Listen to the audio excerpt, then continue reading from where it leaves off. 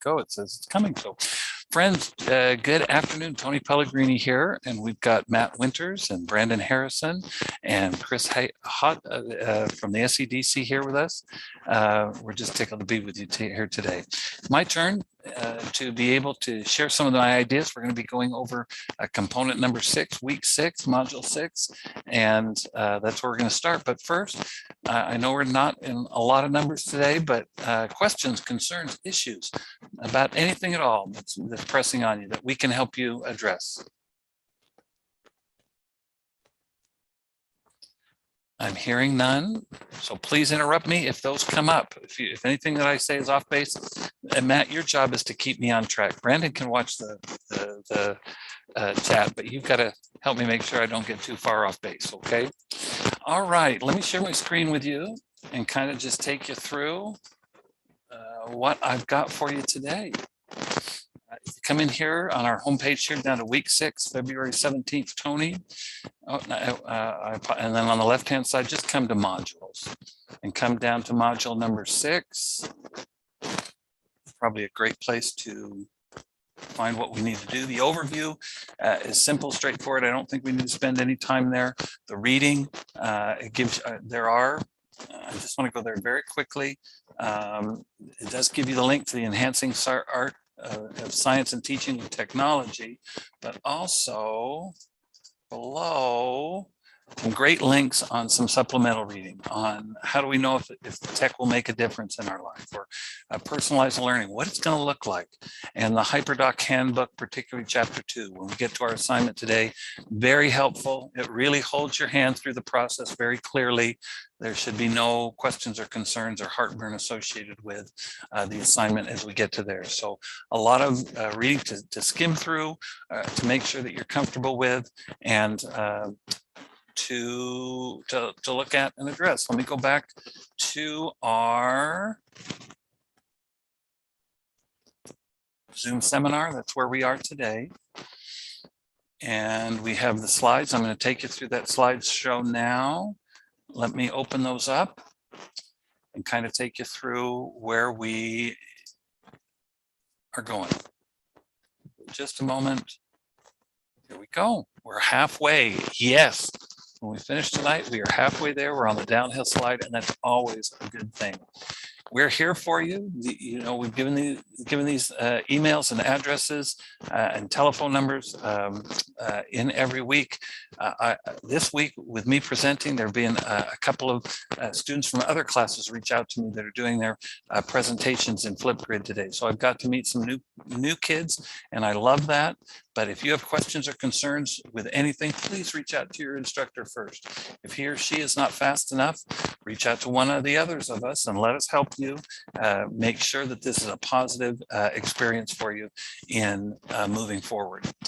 In a couple of weeks, week 10, or excuse me, March 10th, don't I apologize for if your anxiety went over that. Week 8, March 10th, we have the tech project goals and plan. This assignment is going to fill part 2 of your technology integration project that's going to be due in week 11. And you're going to be like today with your Hyperdoc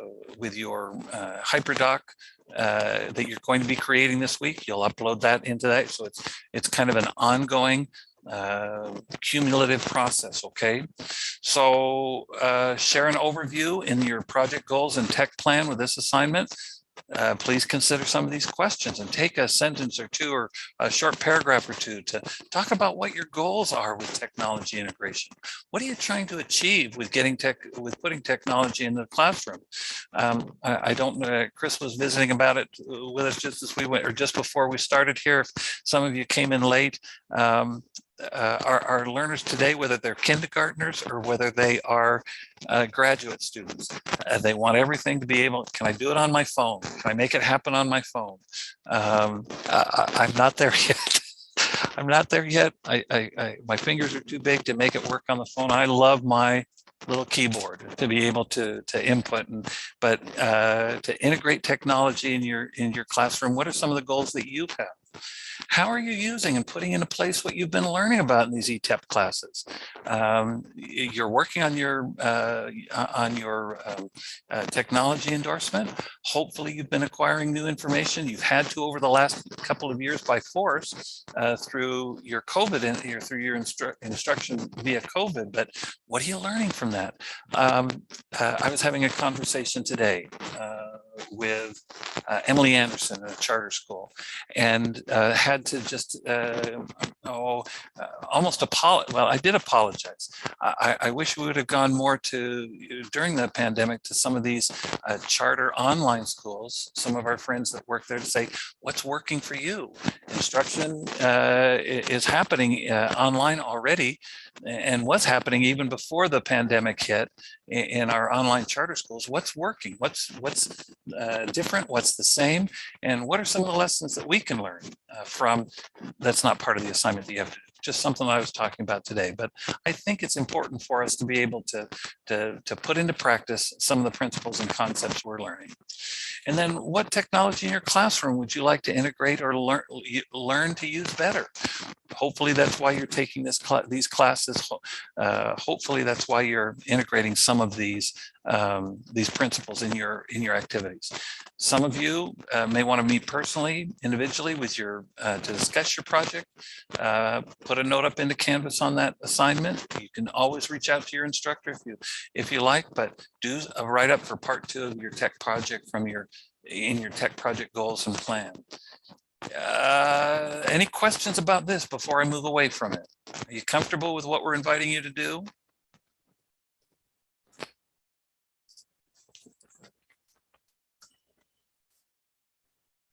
All right, then let me move this down over here and move forward. Come on, here we go. There we go. Up. So assignments for the week. Yes. How can I use technology to help my students practice and deepen their understanding of new knowledge? I thought this was particularly good, and particularly in our discussion post. And so in our discussion, you're going to be addressing the usefulness of preferred learning styles. So as I click on this link, I hope it's going to take me to, no, this is just some reading, something for you to prepare for the discussion post that I put in here for you. There's going to be some benefits of your particular learning style, understanding where you are coming from with your learning style. What kind of learning styles do your students have? I remember down at Three Falls Elementary, I had a 4th grade teacher who her learning style was to have their kids in straight rows. This is 30 years ago, so please forgive me. Straight rows, lines, everyone was in their desk. And I had a new student come in, and this student was a mover and a shaker. His learning style was get up and move around, very physical about learning. It was an ugly experiment. I put him in there for a little while, but I had to move him because his learning style was a little bit different than the teacher. Not that the teacher has to, but as a teacher, you do need to understand how your students learn and how they engage, and how you can adjust and incorporate your instruction to meet their particular needs. Give me just a second. Here we come back. And then with our readings in chapter 5, elements 4 through 20 or 14 through 20, I have with a link here to I've given you a couple of the topics that are going to be covered here tonight. And with these particular topics, I've shared some links that with some technology tools that could be used for these particular strategies. It's nice to know that strategies to help students review content include close activities or students summarizing or demonstrating. But these particular links, if you'll click on those and go to those, you will find some opportunities to be able to look at some tools. Now, I'll give you a warning, they're not all free, okay? I love free and I can afford free, but let's see, is that any better? I'm sorry if the audio is kind of miserable there with my microphone. So, but there are things that you can look at, and a lot are free that you can use. And I've gone through and shared those particular sections here through our week of chapter 5 in the text. Thank you so much for speaking up. I appreciate knowing. I do provide you, or have provided you, a link to the Hyperdoc study guide. These are just, you'll have chapter 2 that'll help you with the putting together your Hyperdoc in the assignment here in just a few minutes, but I wanted to make sure that you had access to that. And then these 2 links as well here to the SAMR and what personalized learning looks like are, again, references for you to skim over and to review as you prepare for the assignment, the Hyperdoc document, and your discussion this week as well. So our assignments, we've talked a little about the discussion board, but your assignment, we want you to create a Hyperdoc. Don't let the term freak you out or weird you out. It's simply a page with links on the page to components within a lesson that you're going to share with your learners. And yes, I'd love to have you, part of the lesson or part of the activity is to get some feedback from a peer or from whether it's at your school or in our class. I thought that Tasha did a particularly good job. She sent hers in early this week. As we go, I just wanted to kind of take you through that. This is something that she shares with her learners, that concepts or principles that she wants them to be able to engage in. This is a wonderful way, from my perspective, to extend that learning day, to say these are activities that can be done at home, and your learners can work with themselves or their families, their friends on these as they work at home or in the classroom. It's a way almost to flip the classroom and allow you to have more time with them reflecting and engaging with these activities from a home setting or situation. So I thought this was a great example for you to take a peek at and to look at as far as creating a Hyperdoc. There are a couple other examples. The chocolate touch below, and a folder full of Hyperdocs and templates for you to look at below as you consider what tools that you could use, or what lessons, what activities that you could incorporate within a Hyperdoc to be able to engage your learners when you're not personally there. Let me pause for a second. Questions or concerns with the assignment? Is that something you feel comfortable in following through with? No, not at all. David, give me some feedback here. Give me some, what can I do to help? Just trying to figure out, I teach so many kids kindergarten through 5th grade PE. So I'm just trying to figure out, should I just focus on one class for some extra, not the whole? Oh my goodness. Students? Yes. Yeah, absolutely.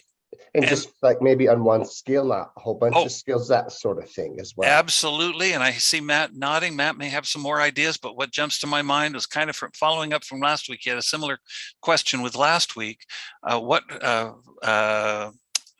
comes to my mind could you do a Hyperdoc for their parents, and maybe for grade areas, kindergarten through 2nd, 3rd through 5th, and how can you engage your learners, your students at home? Could you walk them around? I'm not a PE teacher. I'm not very athletic either, and so could you take your students on a walk as they come home from school? Get them a granola bar, whatever they'll eat after school, and can you take them on a little walk around your block, a little bit of exercise? Maybe that's appropriate for kindergarten through 3rd, but could you do something like this, not necessarily same and different, but maybe focus it more for parents that could have some particular activities that they could engage or explain, parts of their bodies, or how they're, the physical processes that you're going on that you want them to learn as well in your classes. So like some healthy snacks, that sort of thing as well. That would be wonderful. Or maybe even some healthy games for them to play. If my granddaughter brought that home with me, I would love that. That's something, hey, I've got a homework assignment, Grandpa. You've got to make this work with me. David, does that give you some ideas? You feeling a little more comfortable than a minute ago? Matt, I sure don't want Yes. to. Yes, Wonderful, David. yeah, that's nice. Thank I you. love it. I love the nodding. Matt, any other ideas that you might have that you could share, please? Yeah, and I just have to shout out to Brandon's link to Casey Bell's website, Shake Up Learning. Fantastic resource. But with that as well, there are literally, I would say conservatively, thousands of these out there that you could go and check out and see what kind of things people are doing with Hyperdocs. So if you've never made one, that would be a really great starting point. Is Google search Hyperdocs, go see what the Hyperdoc crew is doing in California. Go see all the different different types of Hyperdocs out there, and then bring it back. But going back to David's question, I think too, adding on to what Tony said, for me, the more specific I can get with a Hyperdoc as far as what content I want to like kind of plug into it is really helpful for me. So like, for instance, maybe like a singular unit or lesson plan for the topic that I'm pulling resources together for is really helpful. So like when I taught the Odyssey to my 9th graders, I made a Hyperdoc of all these different activities I wanted to do and let them choose a couple of those to kind of work through. So that's a really great way to kind of think, is narrowing it down to maybe something specific that you're teaching currently or that you would like to teach in the next couple of weeks, and use that as kind of your basis to build the Hyperdoc around, and then finding a variety of activities to look for them. And there's some cool options with Google Maps and Google Earth. You could do some stuff with music, Chrome Music Lab. It's just limitless. There's some really cool stuff out there. So that's kind of my 2 cents, Tony. Wonderful. David, watch out for shaking your head no, or we're going to unload on you, or anyone else too. Keep shaking those heads no, and let us know. I just thought, as Matt was visiting, give me just a second to share my screen. I thought, maybe Mrs. Google can teach us a little bit about what are some kindergarten, I'm sorry, I misspelled it up there, but Google spelled it correctly for me. What are some kindergarten Hyperdocs? Now, these may not be PE. You may type in and look at some PE, but talking about the 5 senses, or steal some ideas from others. Again, don't steal the whole part, make it your own, but oh my gosh, find some good ideas out there and make it work. We're not scaring you away, David? Thank you. I feel comfortable. I've never made a Hyperdoc in my life, so I'm a little You're going to be great. I'm a little nervous about this assignment. I'll tell you the truth. This is my first time doing it, so I'm a little. Everything else has been pretty, I have some ideas. This one is, I'm a little nervous with, I'll tell you the truth there. So I appreciate the truth, and I appreciate you speaking up. I'm sure there's 4 or 5 others that are feeling, yay, David, go, David. They're feeling the same thing. Get out there and do a Google search for what you're looking for, and see what other people are doing. Absolutely. Question. Please jump in. I can't. Let's see who's It's the pirate. Oh, the pirate. Yes, please. Yes, our mateys. So I'm wondering, so does it have to be an actual Google Doc, or can it be a Google slide? Oh my gosh. Right? Make it work. Make it work. You make it work for you. We want you to do an assignment that you're going to use, doing a Hyperdoc that you're going to use in school. If it's a Google slide, that's wonderful.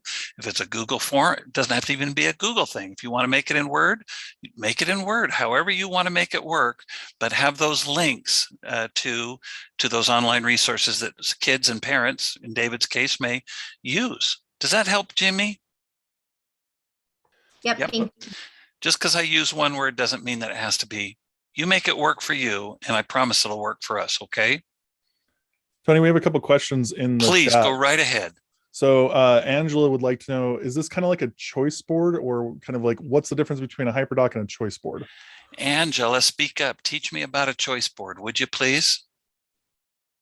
So we use them in 6th grade all the time, and it's just, I use it on slides, and you just give direction and say you have to complete 6 of the activities on the choice board, and there are probably 12 on there.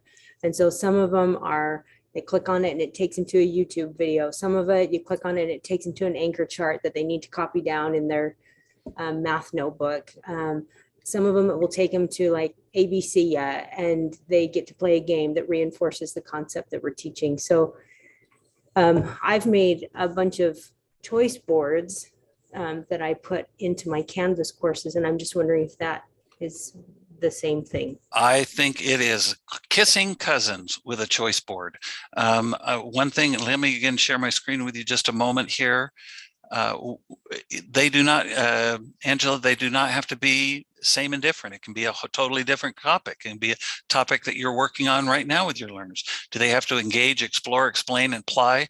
These are just terms. You can use the terms that are meaningful for your learners. Can you, if I were teaching this, just like I would here with you, I'd share this in class and make it meaningful and appropriate to what we're doing.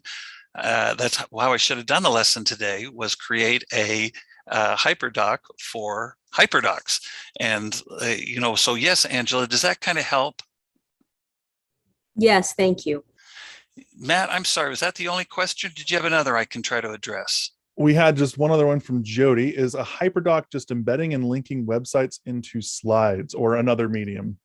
And I think that kind of follows right along with what Angela said. From my perspective, yes.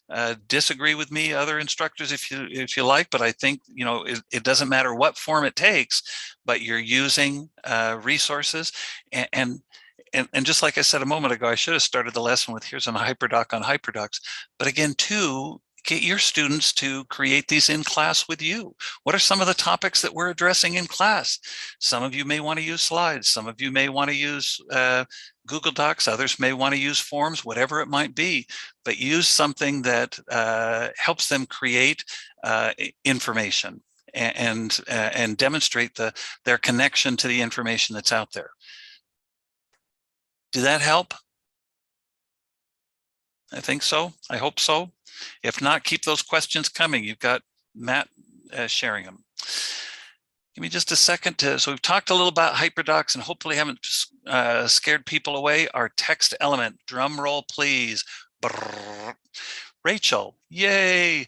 Did, I thought, a great job with helping students examine errors in logic. I do want to share it with you. And then I want to just share the part that I really love about it. I hope you feel that, or I hope you love the same part that I love. Give me just a second. Let me just turn it on. It's just going to take a couple of minutes. Oh, let me unplug my, give me a second. You won't be able to hear it unless I turn it on. So let me get some. Hello, I'm going to be talking about helping our students to examine errors in reasoning. So there's 4 different ways. There's faulty logic. That's like begging the question, contradiction, false cause, evading the issue, arguing from ignorance, accident, composition, division. So that's faulty logic. We also have misinformation. So that's confusing the facts or misinformation. There's also attack, which is arguing against the person, appealing to force or poisoning the well. And the last one is weak reference, which is appealing to emotions, sources that reflect biases, appealing to the people, sources that lack credibility, and appealing to authority. So we can find these examples with our students doing it as individuals or as a group, using a random group generator, or as a class. If you do it as a class, they can highlight it on their computers and they can find these examples in the reasoning, and they can highlight the text with different colors depending on the type of reasoning that is faulty. They could also use clickers as a class to vote on the type of error that there is and make polls. If you do it as a group, you could also do like a host contestant kind of thing and record a video where you're interviewing someone to find out what faulty things were presented in the media. If you do it as an individual, they could bookmark the pages where they found the faulty reasoning. They could use Audacity to record the type of reasoning that was faulty, and then everyone can share it to Dropbox. So those are just some ideas of how we can use technology to help the students examine and find errors in their reasoning. Okay, thanks. And thank you, Rachel. What, just a little bit of audience participation now. What part of that did you like the best? Be brave, be kind to Rachel. Sorry, Tony, did you say my name? I said whoever would like to. Oh, okay, sorry. I was listening you're to. Whoever, you're welcome to speak up. I was typing at the same time. You know how that goes sometimes. Right. I since I'm talking, I'll jump in. I love that she brought in one of my favorite things, which is logical fallacies. Like that was such a cool conversation to be talking about both of those aspects of kind of recognizing errors in argumentation, but then also for me as a 9th grade English teacher, talking about logical fallacies. So that was really cool. That very, very cool. And I love too that she could use this as a springboard. She had 2 or 3 concepts, Matt, about logical fallacies. Could she create a follow-up 2-minute one on each that kids could learn or practice with? Absolutely. I love that. Any other things you really liked or loved about that? I was just going to say, Jeremy Teeples, I was just going to say, I like how she used the background to utilize that space, which is usually worthless. Who needs slides? You bet. And I loved I'm just going to walk you through the places. I thought that was so simplistic and creative, but beautifully simplistic. That's just so beautiful. I thought that was wonderful. So anyway, good job, Rachel. I appreciate you. Make sure you go in and review them all. There are others that are very, very good as well, but I thought that creativity was just very, very positive with hers today. Links you may or never use the Utah Coalition of Educational Technology newsletters. There's some links to those so that you can stay up to date on what's going on in Utah with technology. Volunteer. Brandon, is there still room to volunteer at the USET conference? There's always room to volunteer at the USET conference. Yeah, so if you're going to USET, we'll love to have you volunteer. Carol and I are spearheading the volunteer section. And besides a nice t-shirt and a nice little swag bag, we entered into some Amazon gift card raffling, and you receive our enduring thanks. So there you go. It'll be fun. I just got an email from one of our undergraduate students here at SUU reaching out to our dean saying, I just heard about the USET conference. How can I get there? So he emailed me, how can we find some money to get these kids to USET conference? So hopefully you'll get some of our pre-service students there too, Brandon, and everyone else who's going to be there. 10 big ideas for technology integration and putting learning in motion with Google Slides. So it's not... I say Google too much and I think Google Docs, but there are so many tools that you can use and wanted to make you aware. And please click on some of these and follow some of these after our class. And hopefully we've mentioned the Utah Connect, the URSA, and the Ed Camp Cut in Central Utah. We've done that the last couple of weeks. I think we've given some good information there. And please come out and meet us and engage with us. I believe that's it. Oh, you've done so well today. Will you please make sure you take Monday off? Any other questions or concerns that I can help you with? We have one question in the chat from Sharon. I love it, Sharon. Does the Hyperdoc need to be on the week 4 project, or can we use another concept that we teach? You sure can use another concept. If that's you, Sharon, make it work for you, okay?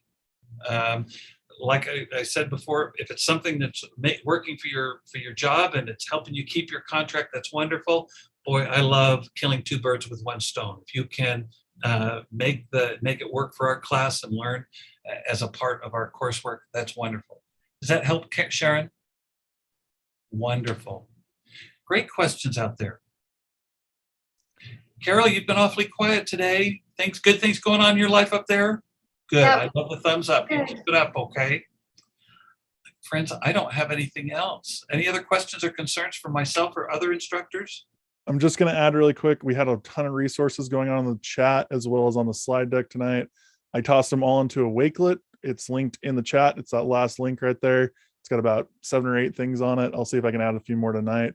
Feel free to grab that. I'll also send it out. I'll put it on the template so it goes out to everyone's courses on this week's stuff. So, Matt, thank you so much for your help and support. Thank you, everyone else. Next week, who's our presenter in week 7? Clint next week? Is it Clint? Oh, he's going to come back. He's going to be tanned. Give him a hard time for that tan he's got, okay? Have a great week. Take Monday off. We'll see you next Thursday, friends. Bye-bye now.